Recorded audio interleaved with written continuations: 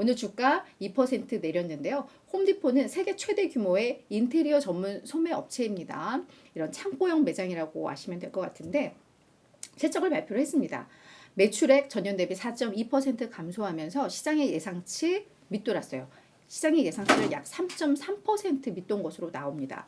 그리고 동일 매장 매출 성장률도 마이너스 4.5를 기록을 하면서 시장의 예상치 마이너스 1.6보다 훨씬 더 많이 감소를 한 것으로 나왔습니다. EPS도 전년 대비 8.5% 감소를 했어요. 다만 이건 예상치를 웃돈 그런 상황이고 연간 매출 성장률을 마이너스 2에서 마이너스 5%로 제시를 했는데 연간 매출 성장을 마이너스를 기록한 것은 거의 10년 만에 처음이라고 하고요. 시장 예상치를 아까 3.3% 매출을 밑돌았다고 했는데 이게 20년 내 최대의 매출 미스로 기록이 될 만큼 예상보다 그럼 매우 안 좋았다라는 평가가 나올 수 있는 그런 대목이었습니다. 이에 대해 회사 측에서는 소비자들이 고가 품목에 대한 구매를 줄이고 있고 인테리어를 할 때 그냥 부분 소규모로 진행하는 게 확인이 됐어요. 이게 우리의 매출에 타격을 입혔고 또 하나는 겨울 날씨가 그러니까 1분기 날씨가 추웠고 목재 가격이 하락하면서 뭐 매출이라던가 이익에 있어서 약간 좀 부정적인 영향을 미쳤다라고 이야기를 했는데요. 이렇게 되면서 올해 그러니까 이번 주에 실적을 줄줄이 발표할 예정인 기업들이 많이 좀 긴장을 하고 있는 뭐 이런 상태라는 거 좀 참고를 하셨으면 좋겠어요. 그래서 오늘 홈디포에 대해서는 월가에 좀 충격이 컸던 실적이었다라고 보시면 될 것 같습니다. 그거 치고 뭐 주가는 그래도 그렇죠. 네, 양호하게 잘 견뎌냈고요. 자, 두 번째는 호라이즌입니다. 호라이즌은 오늘 14%나 급락을 했습니다. 이 기업은 희소 자가 면역 질환이라던가 중증 염증성 질환 치료제를 주로 개발하는 회사인데 우리 암젠이 작년 12월에 호라이즌을 인수한다라고 하면서 요걸 아마 저희가 그때도 소개를 해드렸던 것 같아요. 이 규모만 해도 278억 달러니까 꽤 대규모의 M&A인데 결국 연방거래위원회 반독점 당국에서 FTC에서 요 인수에 제동을 걸었습니다. 소송을 준비하고 있다라고 전해진 건데요.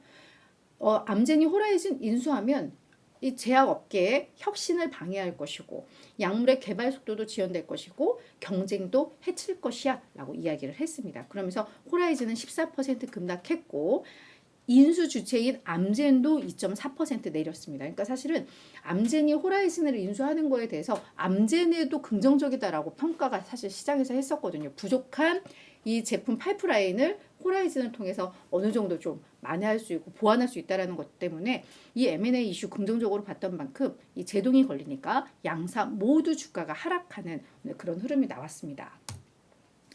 자, 세 번째는 RH입니다. 이 RH는 고급 가구를 판매하는 업체인데요. 이 기업도 9%나 급락을 했어요. 이 워런 버핏의 버크셔 해서웨이 이 분기별로 많은 이 펀드들은 또 지분 변동에 대해서 보고를 하게 돼 있는데 여기에서 이 RH 지분을 모두 1분기에 처분했다라는 게 이제 공시를 했기 때문에 그 여파로 이해를 하시면 될 것 같은데요. 작년 말 기준으로 이 RH 지분을 236만 주, 6억 달러 정도 보유를 하고 있었는데 이거를 1분기에 전량 다 매각을 한 것으로 전해지고 있습니다. 그러면서 이제 주가는 좀 타격을 입은 거고요.